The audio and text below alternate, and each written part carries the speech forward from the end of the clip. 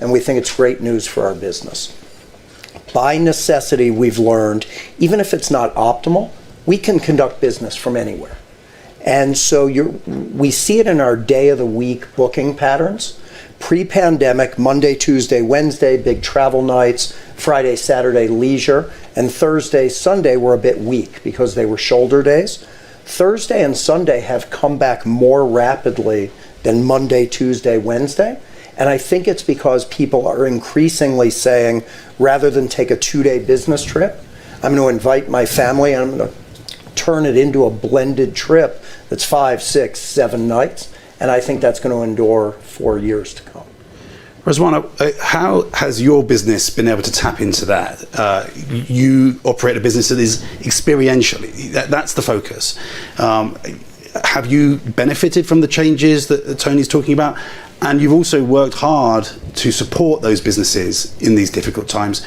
Talk a little bit about that and what you've been able to do. Yeah, so with Peak, we help people book experiences, things that range from water sports or going zip lining to taking an art tour or a cooking class. So we work with thousands of small businesses, and what we found is in COVID, obviously they were pretty badly hit. People weren't doing things in person, and so there was a lot of need to help those. And I think the first thing that we were doing was obviously helping them get access to things like PPP loans and just to kind of make sure that they were able to stay afloat. But as Tony mentioned, technology ended up being a huge part of the kind of ways in which we were able to assist. Businesses in the experiences space, about 17% of bookings happen online before COVID, right? And obviously the consumer shifted online, and so merchants had to start thinking, okay, I need to digitize, I need to get online quickly. We'd already had a software system that had been very effective, but we saw a huge uptick in that as people needed to digitize and automate. And I think COVID brings with itself some new challenges that technology can help, whether that's contactless payments to automating a lot of things around the workforce. And I think some of the things you were talking about with labor shortages, that's something obviously our industry has seen a lot.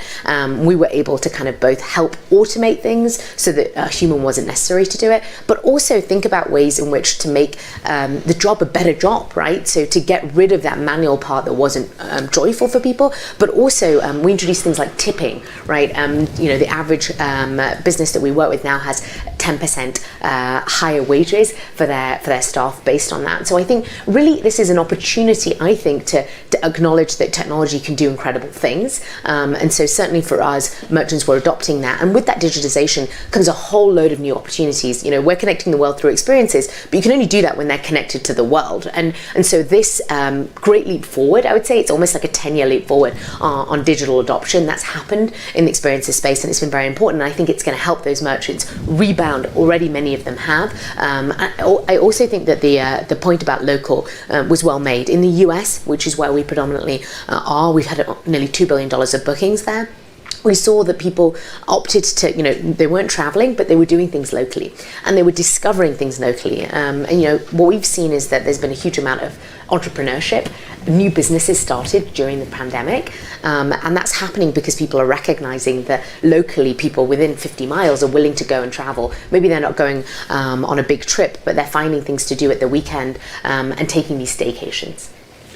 And is there a tension between the experiential kind of high end, if you like, is it high end travel experience and that mass tourism that we've seen over previous decades? Tony was mentioning the issues of employment and whether there are going to be enough jobs. You kind of need the mass tourism, don't you, in order to provide those jobs? Or can the kind of business that you run provide that? We actually have a big range. So the businesses that we work with might be seeing millions of people, and so I think that you'll see that actually, within the context of what we consider kind of mass tourism, I think there's just much more diversity of experience now. So there are lots of new businesses being started to allow people to engage with a new place in different ways and as locals. So suddenly there are farm experiences that kids can go to for apple picking in a local area. So I think what you're seeing is that this period, I hope, will allow us to recognize that there's more than just 3 things to do in a destination. Actually, depending on your interests, there may be just 3 things, but they're very, very varied depending upon who we are. And I think that level of entrepreneurship that's happening, we've seen businesses never existed. A business called Museum of Ice Cream or Color Factory in New York. These guys, are aiming at getting local/travelers to come in and do something completely different to what might have existed. So I think you'll see more of that, and I think that will hopefully help us prevent, just one or two places in a destination being overcome with tourists. President Abinader, you're going to sum up at the end for us, but just do you have questions when you lead a country that has a huge element of tourism in its economic, for its economy? Do you have questions about whether this talk is the kind of talk that's going to be beneficial for your people? Yes, of course. I think that all the experience that I have heard here are very good for our planification and for our industry. But I want to bring my experience from the presidency and how important from our economy was tourism. I arrived at government in the middle of the pandemic in August 2020. And then we started the economic recovery. And if 16% of our GDP, it comes from tourism, and around 20% of our employees. So we said, and when we analyzed, we said, never our economy is going to recover if we don't recover tourism. So we had to have this balance between health for our people, but at the same time to open the economy. And then we started doing focus group and polls in the United States and Canada. Canada was in a complete lockdown. United States was starting to open.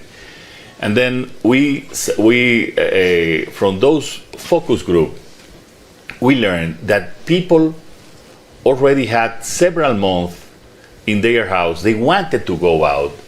And when they showed the picture with sea and sun and so on, they say, I want to go there. But they were all afraid that if they get sick in those places. So then we started to think, we do a storm of ideas, and we came with the only COVID insurance in the world. So we had the COVID insurance that was free for anybody who came to the Dominican Republic. So we got trust to the people flying to our country, and especially to the Americans. Did that cost a lot? Was that a yes, big that burden? cost, but at the same time, it costed more that they didn't come. Right. So that's what the analysis that we made. Right. And the insurance company was a public one, but also I have to tell you, just how many use it? 0.7%.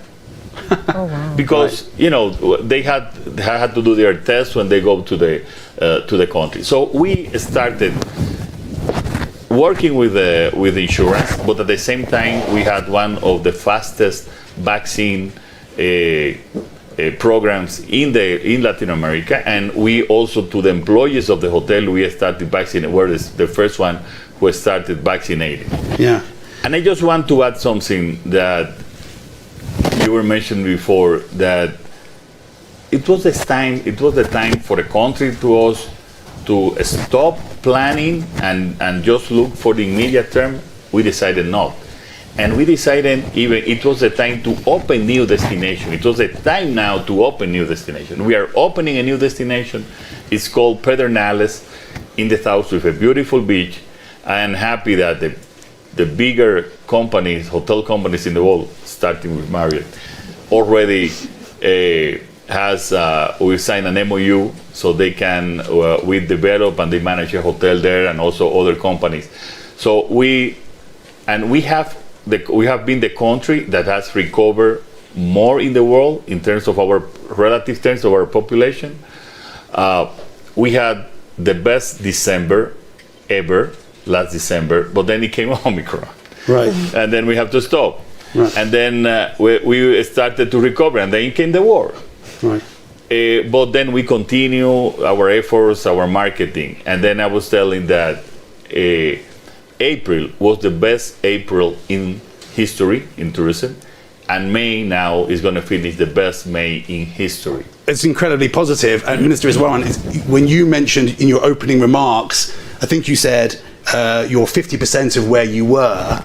So at this moment, with these kind of economic headwinds ahead, aside from all the other challenges we've had, is there space to think about issues like overcrowding and the environment, the kinds of things that we have been talking about up until these past few years? I mean, people are still talking about them, but you get my question. Well, yes, I do. And I think, in a way, these challenges that coexist, they coexisted before the pandemic, and certainly in our part of the world, because you're talking about a region which is growing at a much faster rate than globally. So in terms of energy intensity, we had to do something about it. We have to do something about it, because it becomes a function of, if you don't do that, then your growth will be stymied. At the same time, we are now dealing with the fact that our trajectory has been pushed down, but now we're on the recovery. So if you ask me for an assessment, I would say that the recovery is going to be strong, and we will get back to where we were sooner rather than later. I think the big uncertainty for our part of the world in particular would be China and the Greater China region, when and how it opens up, because in terms of its share of the flows in our part of the world, it's probably somewhere in the 20-25%, so it's not insignificant. But meanwhile, the rest of Asia and of course the rest of the world has opened up significantly, and that's where we're seeing a lot of the growth. So when we started the year, we had prepared ourselves for at least 50% of pre-COVID volumes returning this year. But we're going to have to recalibrate that, because we can see that the growth momentum is much stronger. But what it also stronger. But I think what it also means, though, is that the manpower issues, the supply, the resource constraints, they're also going to bite. Yeah. Because it's one thing to say, I'm going to increase capacity by 50%, but you can't just flick the switch. You've got to bring the people back. You've got to get them trained. You've got to get your processes running. So it takes a bit of time. But these are not growing pains, but transition problems. Yeah. And I'm quite confident that we can overcome that. Your Highness, clearly a country like Saudi Arabia, with its economic power, has the capability to support the industry until it can stand on its own 2 feet as well. I think the plan is for Saudi Arabia, the hope is 10% of GDP from tourism at some point.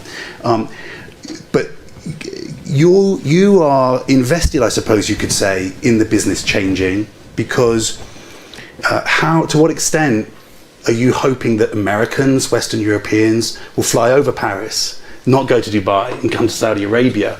Or to what extent actually can you rely on the enormous now demand from Southern Asia, from China? So first of all, I think the way people travel and the reasons why people travel has changed significantly over time. People used to travel for nature, then they started traveling for culture, and then they started traveling for experiences. They travel now for lifestyle. They travel to meet the like-minded.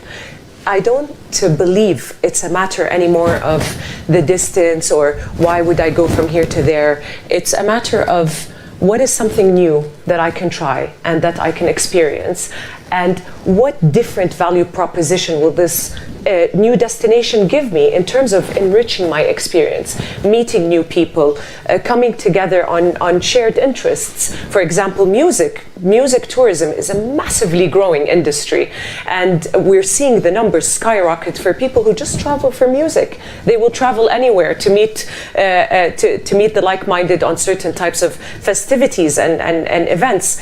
And we're looking into all of those areas, and we're expanding them, and we've had over 2,000 events over the past 2 years during a pandemic. The Riyadh Season Festival, which was held at our capital, we just closed 3 months of 15 million visitors. So again, are people going to travel? It doesn't matter where they come from the world, but they will come to try something new. They will try to see something new. And we saw this in one of our destinations as well, which is called Al-Ahsa. It's a UNESCO World Heritage Site for the largest palm tree oasis in the world. There were farmers, many farmers and many farms. And I went to visit them. And I saw 4 generations of farmers that were sitting there and saying exactly your point, which is we used to be farmers, now we're all about agritourism. Because we saw people coming in, experiencing, and they just wanted to live. We converted this hut, which had our supplies, into a small accommodation.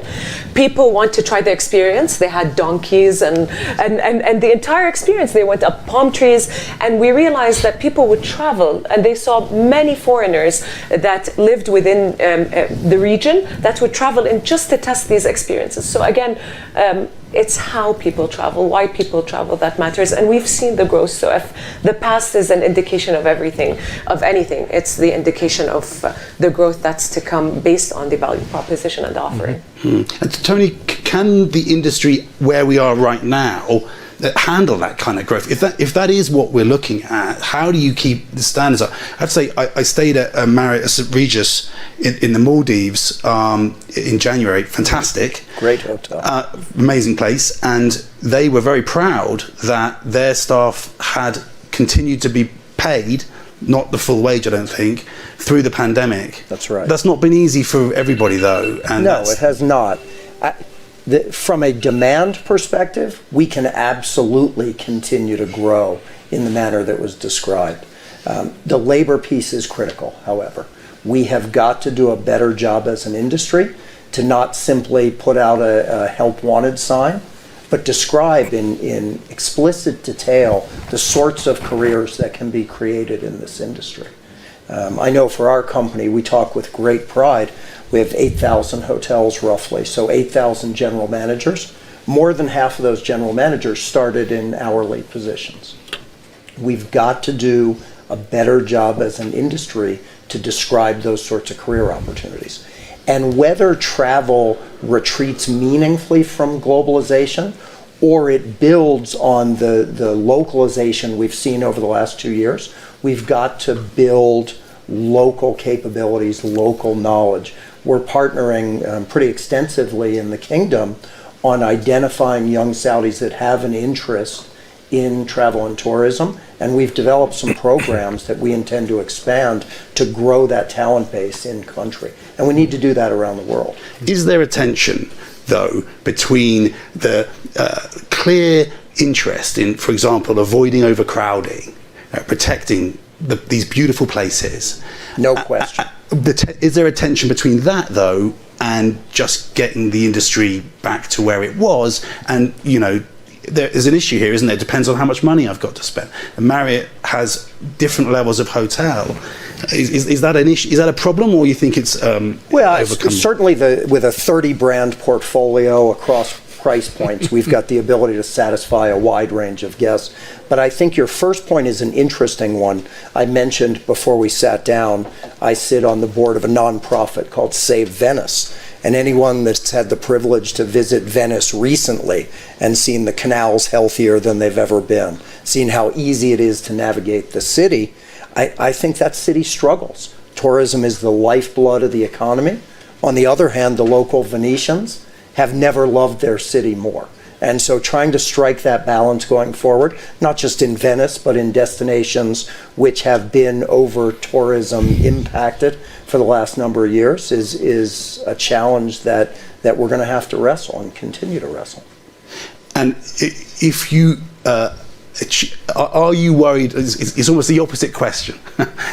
How worried are you about the economic headwinds? We've been very positive so far, but we need to be a little realistic, don't we, about not just the impact of the war in Ukraine, the obvious impact, but also the broader economic implications potentially. I mean, there's a growing chorus of voices indicating that we're headed towards a potential recession. Travel and tourism is not immune from the impacts of recession.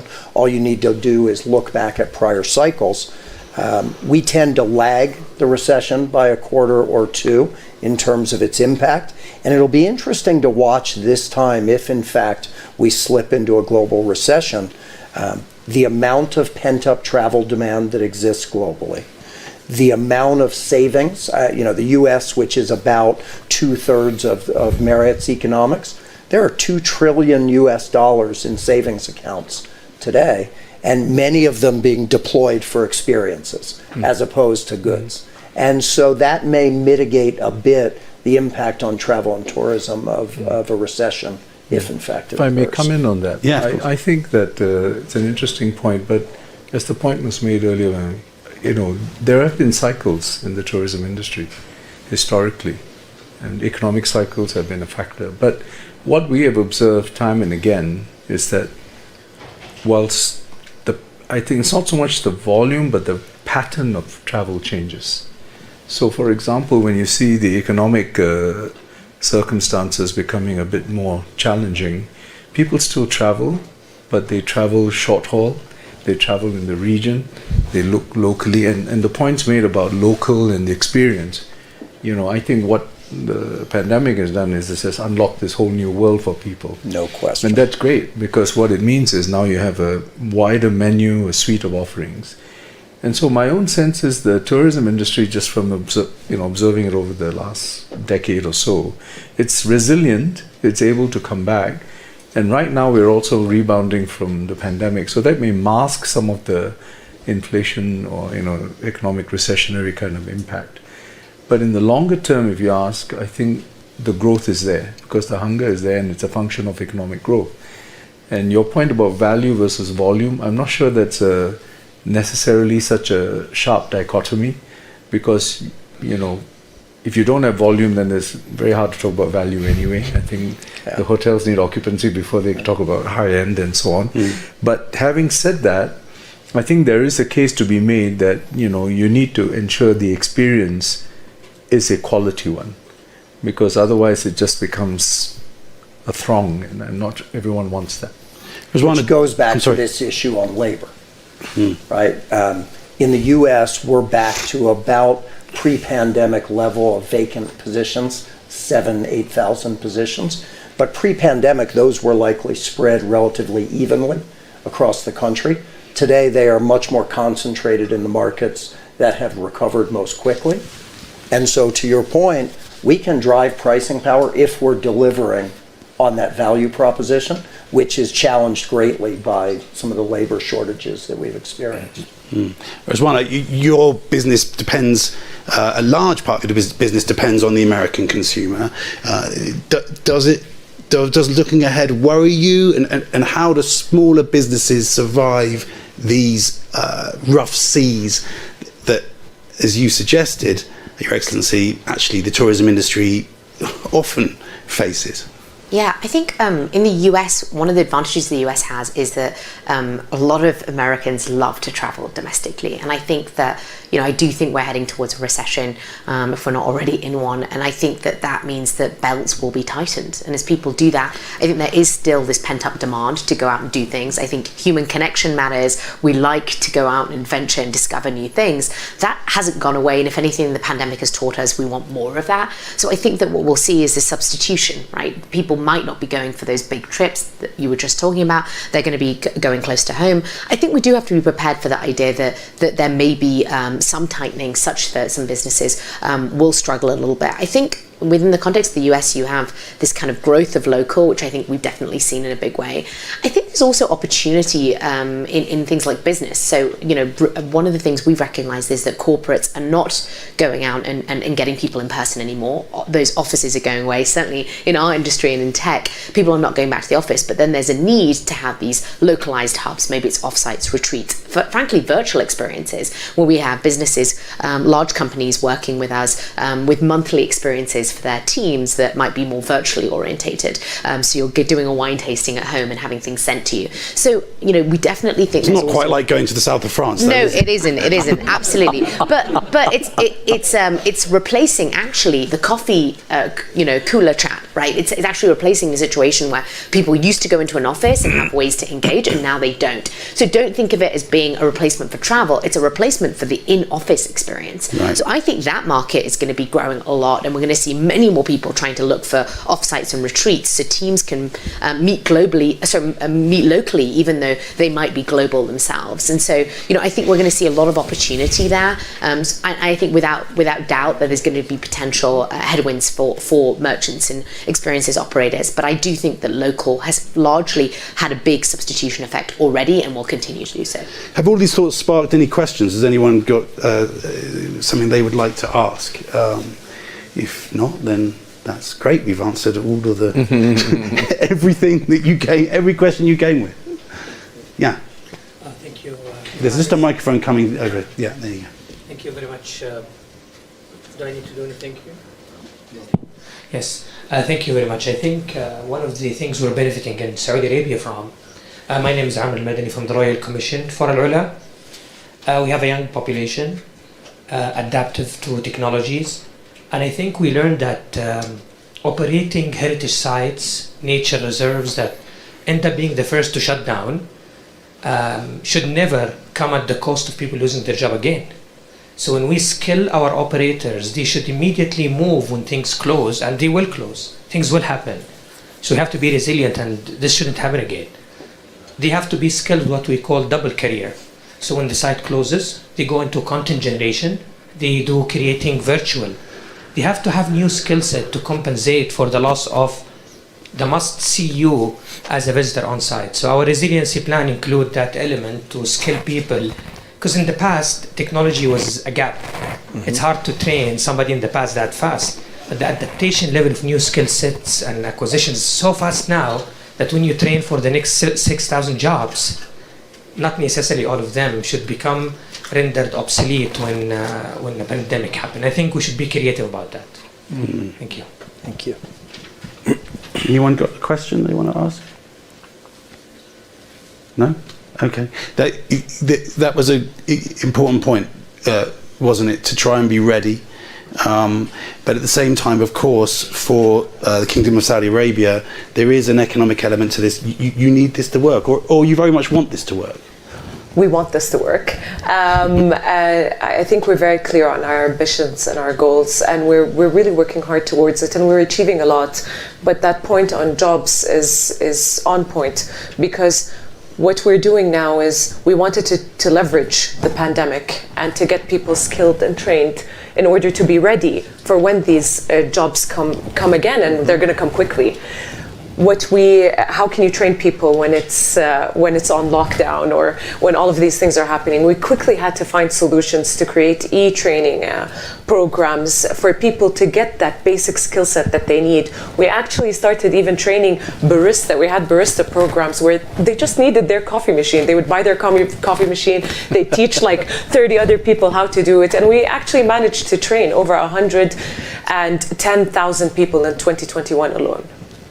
So it's absolutely critical to get the right skill set ready for the jobs that are going to come quickly. Okay. The power of technology is to also hopefully make it easier for people to do their jobs, so this kind of, we talk about reskilling, but I think, the automation and ways in which we can kind of lower the needs, Uber's a great example. I'm from the UK, London taxi drivers needed to know the entire city, right? And that took years to learn. And now with a smartphone and GPS, anyone can go and help people get from A to B. So I do think we should leverage the opportunity that technology gives us in order to enable and allow people to be more skilled than they might otherwise have been.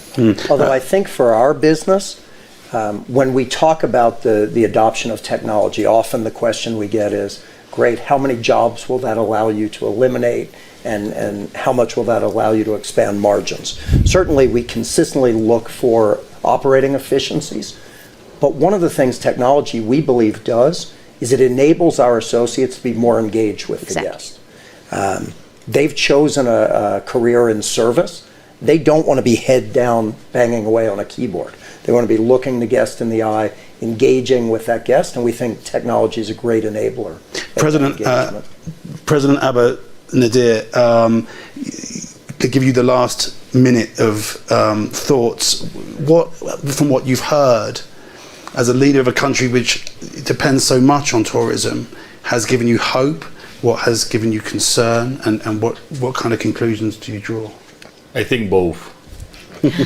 There is concern, but I think here also they spoke about regional travel. I think that you will see in the next 18 months a lot of regional travel. You will not see transatlantic, you will not see trans-Pacific. For example, we have seen an excellent summer for us, especially from the Americans, because they will travel less to Europe because of the concerns that they have. And at the beginning also of the, we wanted to open hotels that were closed. We started financing for our own Dominicans without interest to go to the hotels because they had to open. So we had to be prepared for the summer, for the winter of 2020, 2021, that they were going to open half the hotels. And the tourism, Dominican tourism, which was 8%, it climbed it to 30%. And it helped us also to open the hotels from the, and to expect when the tourists came. But also Dominicans, we have 2 million Dominicans living in the United States, they were the first also to came as tourists to Dominican Republic. So they're regional, specific, and looking for a special interest on the local markets. You will see a whole matrix of possibilities. Now we are seeing also on the younger generations the ecotourism. I mean, all the younger generation, they want to go to a hotel and they want to go, if that hotel use plastic, or if that hotel has an organic restaurant. And that's also, I think that everyone knows, it's a market that is growing. But also the typical market of sea and sun and beach is also there.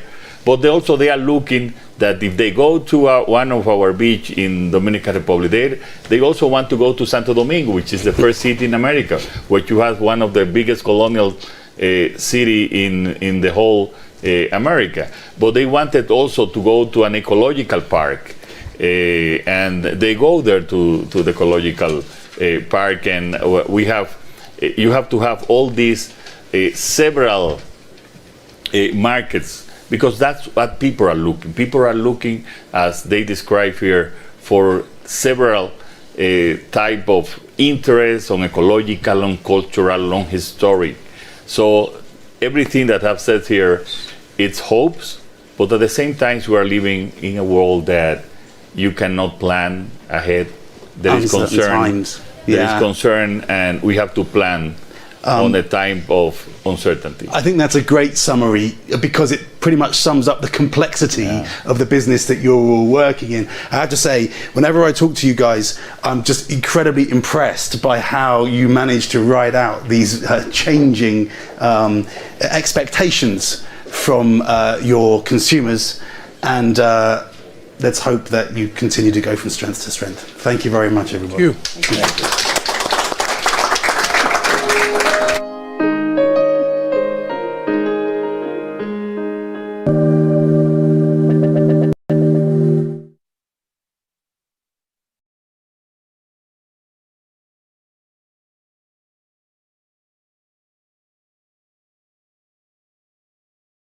El hombre cuyo centenario conmemora el país durante todo este año es la suma de una serie de características individuales que, por cada una de ellas considerada aisladamente, hubiera merecido igual reconocimiento de la nación, pero que al conjugarse, comunicándose entre sí, una fortaleza interior, consagró lo que he en algún momento llamado un hombre integral, literato, maestro, estadista, pensador político, organizador político, modelo ético. Esta noche es su condición de pensador político la que nos convoca, y hay que dejar sentado que Juan Bosch no es un pensador político que lo hace desde su posición intelectual ni desde la academia, sino desde la actividad política misma y como parte de su rol de líder y organizador. Juan Bosch evoluciona, eso sí, desde su ángulo y singular carrera literaria, con un fuerte contenido social, hasta un sólido trabajo de teoría política que se cumple en dos grandes periodos.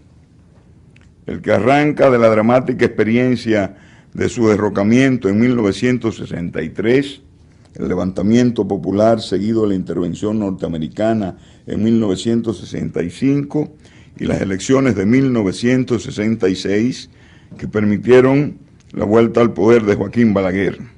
Las obras de este periodo son Crisis de la Democracia en América, caso de República Dominicana de 1964, El Pentagonismo, sustituto del imperialismo en 1967, Tesis de la dictadura con respaldo popular, 1969, de Cristóbal Colón a Fidel Castro, El Caribe, frontera imperial, 1969, y Composición social dominicana de 1970.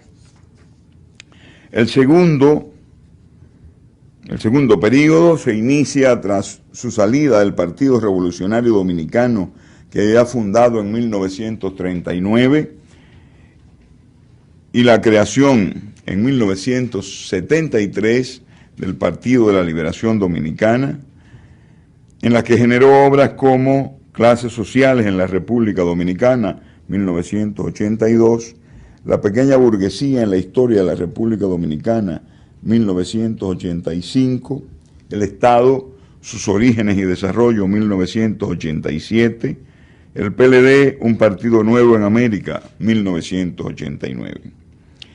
Esa evolución ideológica y la creación intelectual que le apareja llevó a su partido, PLD, en 1988 a adoptar su pensamiento, el boshismo, como teoría política del mismo. Este panel para el examen de esa dimensión del hacer de Juan Bosch cuenta con 3 brillantes personalidades, con el suficiente valimiento cultural, académico y político para opinar sobre el tema y dejarnos el homenaje a su memoria de sus consideraciones y valoración. Se trata de Adalberto Santana, de José del Castillo y del doctor Marino Vinicio Castillo. Adalberto Santana, de nacionalidad mexicana, es el director del Centro de Investigaciones para América Latina y el Caribe de la Universidad Nacional Autónoma de México. Nació en la Ciudad de México y realizó sus estudios de licenciatura, maestría y doctorado en estudios latinoamericanos en esa Universidad Nacional Autónoma de México. Es investigador titular del Centro Coordinador y Difusor de Estudios Latinoamericanos y profesor del CELA desde 1977. Recibió mención Premio Casa de las Américas 2003, es miembro honorario de la Academia Hondureña de Geografía e Historia y pertenece al Sistema Nacional de Investigadores. Es autor, coautor y compilador, entre otros trabajos, de los siguientes libros: El pensamiento de Francisco Morazán, México, 1992. México-Honduras, una relación horizontal. Tegucigalpa, suburbana, 1929. Bélice, sus fronteras y destinos. El impacto del 98 en Latinoamérica. Visión de América Latina, en homenaje a Leopoldo Sea. El cambio del viejo mundo empieza en el nuevo mundo de México de 2004 y el narcotráfico en América Latina también del 2004. Como investigador se destaca en Historia Socioeconómica de América Central, Política y Sociedad en América Latina en el siglo XX, narcotráfico, migración, violencia y pobreza. De José del Castillo, viejo amigo y compañero de tantas experiencias, es un profesor de la Universidad Autónoma de Santo Domingo, miembro de número de la Academia Dominicana de la Historia, estudió sociología en la Universidad de Chile, especializándose luego en las áreas de desarrollo, migraciones, historia económica y estudios electorales. Dirigió el Departamento de Sociología y la Dirección de Investigaciones Científicas de la Universidad Autónoma de Santo Domingo, el Museo del Hombre Dominicano, siendo profesor invitado en universidades norteamericanas, Pittsburgh, Florida, Nueva York, del Caribe, Puerto Rico, europeas, Menéndez y Pelayo, y Guest Scholar en the Wilson Center for International Scholars. Fue asesor de la gobernación del Banco Central. autor de una buena cantidad de libros como Agenda del Fin del Siglo, Ensayos de la Sociología Dominicana, La Inmigración Dominicana en los Estados Unidos, La Industria Azucarera y el Desarrollo Dominicano, La Inmigración de Braceros Azucareros, El Proceso Electoral, Claves e Interrogantes, Resoluciones Escogidas de la Junta Monetaria, La Economía Dominicana en el primer cuarto del siglo XX, Golfa Nuestra en República Dominicana, Carnaval en Santo Domingo, Antología del Merengue y Artesanías Dominicanas, con otros coautores, El Tabaco, Azúcar y Minería, y otros títulos de igual relevancia. Finalmente, Marino Vinicio Castillo, un nombre de todos conocidos y por muchos conocidos,